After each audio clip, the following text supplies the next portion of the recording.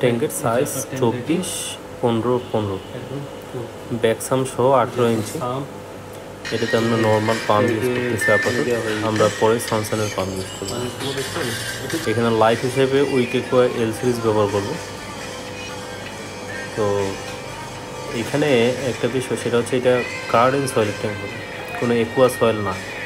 তো গার্ডেন সয়েলের যদি ট্যাঙ্ক হবে তো অবশ্যই আমাদের মাটিটা একটা পছন্দ করার বিষয় থাকে। তো এই মাটিটা হচ্ছে নর্মাল যে মাটিগুলো হয় সেম ওই মাটিটাই, এখানে কোনো কম্পোস্ট বা এই টাইপের কোনো কিছুই ব্যবহার করা হচ্ছে না। আর এটা আমরা ব্যাকসাম্পে ব্ল্যাক কালার স্টিকার ইউজ করছি, কাস্টমারের পছন্দ ব্ল্যাক কালার ছিল এই। আর এই সেট আপটা করা হচ্ছে কাস্টমারের বাসায়। এখানে যে ফার্টিলাইজারগুলো ইউজ করতেছে এটা হচ্ছে আমাদের নিজের বানানো ফার্টিলাইজার। বলতে পারেন যে অন্যান্য যে ব্র্যান্ডের ফার্টিলাইজারগুলো সবগুলো মিক্সড করে একটা বানানো হয়, যাতে সব ব্যালেন্স থাকে। তো এইখানে আমরা ফার্টিলাইজার দেওয়া শেষ আমাদের। অবশ্যই সাইড থেকে যে ফার্টিলাইজারগুলো যেগুলো আপনার থাকবে সেই ফার্টিলাইজারগুলো আপনারা ভালোভাবে মাঝের দিকে নিয়ে আসবেন, কারণ সাইডে থাকলে যখন আপনি মাটি দিবেন বা সিলেকশন দেবেন ফার্টিলাইজারগুলো দেখা যাবে, তো দেখতে কিন্তু খারাপ লাগে। এই জিনিসটা খেয়াল রাখবেন। আর এই ট্যাঙ্কটা মূলত আমরা সাইকেল করব, ট্যাঙ্কটা আজকেই প্লান্টিং করব না, মাছ লাগাইতে সময় লাগবে। আমরা ম্যাক্সিমাম এটা 7 থেকে 10 দিন এইভাবেই এটা চালাবো, যাতে এখানে যে ফার্টিলাইজারগুলো আছে সেটা যেন মাটিতে সুন্দরভাবে মিশে যায়, তাহলে আমাদের যখন আমরা প্লান্টস দেবো তখন ভালোভাবে কাজ করবে। এবং এখানে আমরা ওয়েট করার আরও একটা উদ্দেশ্য, সেটা হচ্ছে যে এখানে যে বায়োমিডিয়াতে যেগুলো আমরা লাভা চিপস ইউজ করছি সেটাতে যেন ভালোভাবে ব্যাকটেরিয়া গ্রো করে। ব্যাকটেরিয়া ভালো গ্রোগুলো আমাদের ফার্টিলাইজার বা অন্যান্য সব কিছু প্লান্টস লাগানোর সময় সব কিছু ভালোভাবে কাজ করবে, তাই আমরা এটা অপেক্ষা করব। এবং কি আমাদের ফার্টিলাইজারটা এখানে মিশে যাবে সুন্দরভাবে, তাহলে আমাদের প্লান্টস লাগানোর পরপরই গ্রো হওয়া সুন্দর হবে। তো আমরা যতদিন পারি ওয়েট করব। ট্যাঙ্ক যতটুকু আমার কাস্টমার বলছে 9 তারিখে উনি সেট আপ করবে, প্লান্টস লাগাবে আর কি। এর মাঝে উনি প্রতি সপ্তাহে 50% করে পানি চেঞ্জ দেবে। আর আপনার ট্যাঙ্কে মাটি দেওয়া হয়ে গেলে সাইডে যে মাটিগুলো থাকবে সেগুলো অবশ্যই ক্লিন করে নেবেন, নাহলে একটা পানি দেওয়ার পর নোংরা হবে। এই জিনিসটা অবশ্যই আপনার খেয়াল রাখবেন যেন কোথাও কোনো মাটি বা এই টাইপের কোনো কিছু লাগে না থাকে। এখানে প্লান্টস লাগাবে কাস্টমারের মতো, এখানে তখন হয়তো বা আমি নাও যেতে পারি, কাস্টমার ওনার পছন্দ মতো লাগে। যদি আমাকে যেতে বলছে হয়তো যাওয়া হবে না। তো এখানে মাটির লেয়ারটা অনেক কম হয়ে যায়, কারণ কাস্টমারকে আমি মাটি দিয়েছিলাম ধোয়ার জন্য, তো উনি এমনই ধুইছে যে 2 গামলা মাটি ধুয়ে 1 গামলা করে ফেলছে। ওনাকে শুধু বলছিলাম ভিজাই দিয়ে যে স্টোনগুলো থাকে সেগুলো যেন তুলে দেয়, বাট উনি বিষয়টা হয়তো বুঝে নাই। তো পুরোটা ওয়াশ করে মাটির একদম অর্ধেক কমায় ফেলছে।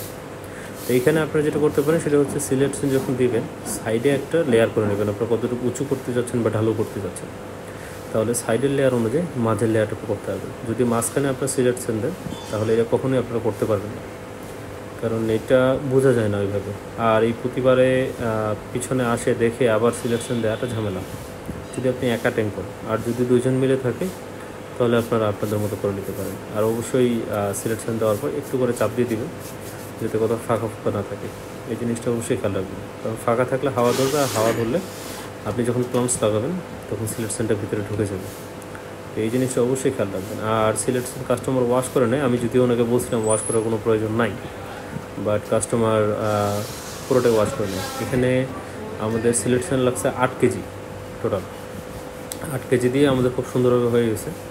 বাট যদি মাটির লেয়ারটা আরও বড়ো হতো তাহলে হয়তো বা 8 কেজি থেকে আরও 2 কেজি বেশি লাগতে পারতো। তো 24-15 ট্যাঙ্কে 8 কেজি সিলেকশন হলেই খুব সুন্দরভাবে কাজে দেবে, আর লাগবে না। আর যেহেতু আমাদের সিলেকশনটা ভিজা আছে, তো এখানে আর স্প্রে দিয়ে পানি দেওয়ার কোনো প্রয়োজন হয়নি, আমরা ডাইরেক্ট পানি দিচ্ছিলাম এখানে। বাট আপনাদের যদি সিলেকশন ভিজা না হয়, যদি শুকান থাকে, তাহলে অবশ্যই আগে স্প্রে দিয়ে ভিজিয়ে নিয়ে তারপরে দেবেন। আমার পুরোনো ভিডিও দেখতে পারেন, 6 মাস বা 8 মাসের একটা পুরোনো ভিডিও দেওয়া আছে, ওখানেও একটা টেক সেট আপ করছিলাম, সেটা আমার জন্য করা।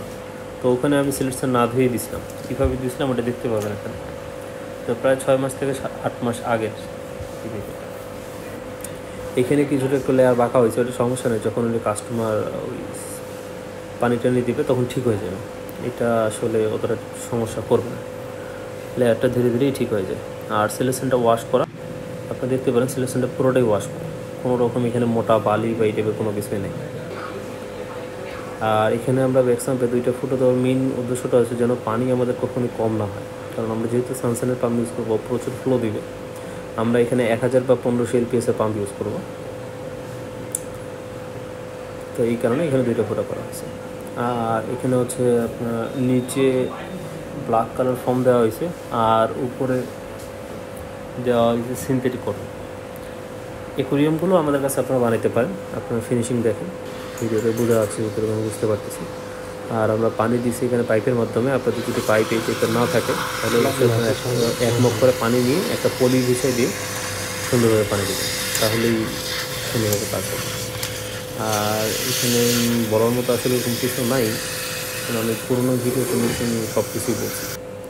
আর এখানে আমি 7 দিন বা 10 দিন এই কারণে অপেক্ষা করতে বললাম, সিলেকশনের যে নিউট্রিশনগুলো থাকে সেই নিউট্রিশনগুলো কিন্তু চলে যাবে, বা যে নোংরাগুলো থাকে যেটা আমাদের প্লান্টসের জন্য ক্ষতি করতে পারে, এই 10 দিন বা 15 দিন আমরা যখন অপেক্ষা করবো এটা চলে যাবে।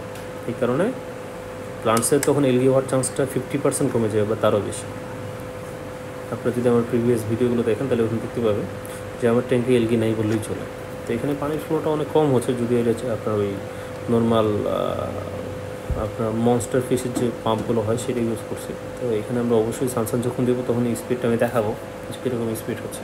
আর পানির সারফেসটা একটু সমস্যা হচ্ছে, কারণ এখানে পানির ফ্লো কম, তো যার কারণে সারফেসটা ক্লিন কম হচ্ছে। তো ইনশাআল্লাহ যদি সারফেস আমাদের ব্যাক সারফেস যদিও ক্লিন হয় না ওইভাবে, তারপর আমি চেষ্টা করবো যদি এইভাবে না হয় তাহলে আমরা সারফেস স্টিমার ইউজ করতে। তারপর দেখা যাবে, কাস্টমারকে বলে আসা হয়েছে, এটা পরে দেখা যাবে। সারফেস স্টিমারটা লাগবে বিষয়টা এমন না, এটা পুরোটাই কাস্টমারের উপর নির্ভর করবে যে আসলে উনি আর কী ইউজ করবে না করবে।